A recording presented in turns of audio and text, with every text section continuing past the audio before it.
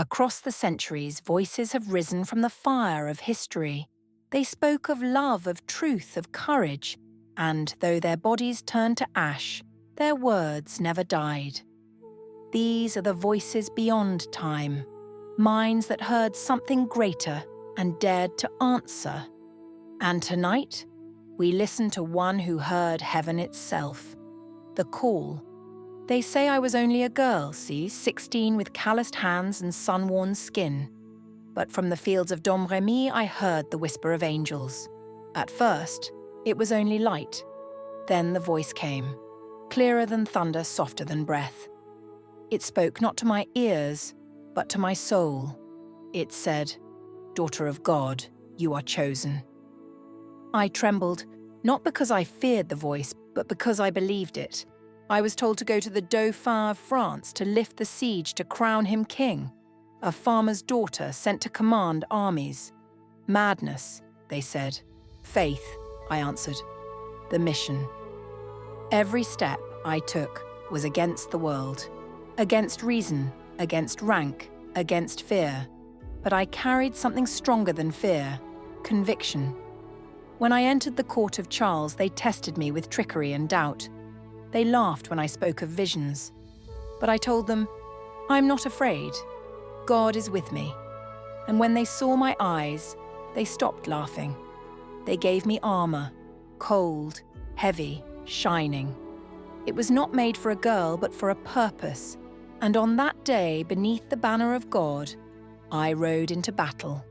The fire of faith, the roar of war filled the air, steel, cries, smoke and flame. Yet in the chaos, I felt peace.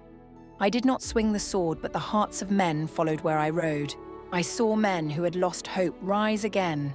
I saw despair turn to fire.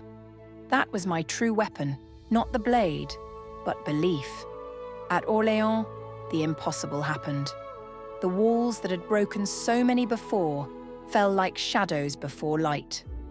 When they crowned Charles at Reims, I knelt in silence. I was not proud, only grateful. The voice had spoken true, but peace did not follow.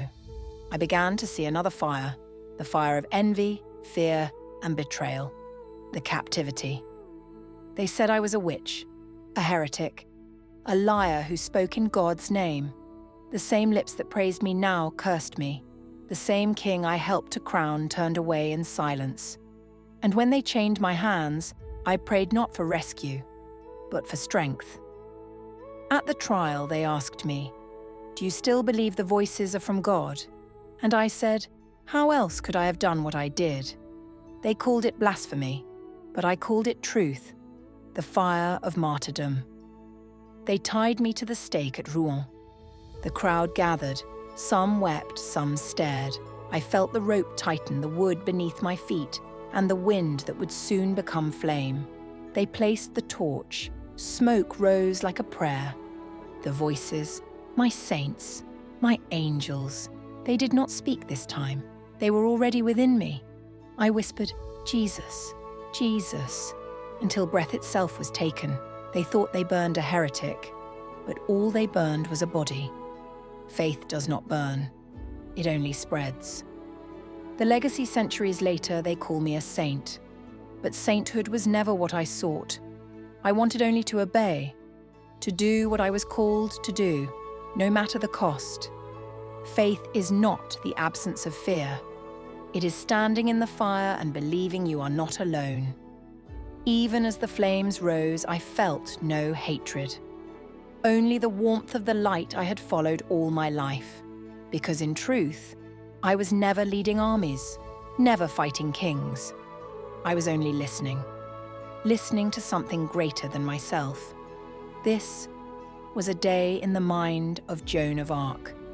If her courage moved you, if her voice still echoes in you, then remember, the fire that guided her still lives in all who dare to believe. Please like this video and subscribe to Voices Beyond Time for more cinematic journeys into the minds that shaped eternity. And tell us, whose voice would you like to hear next?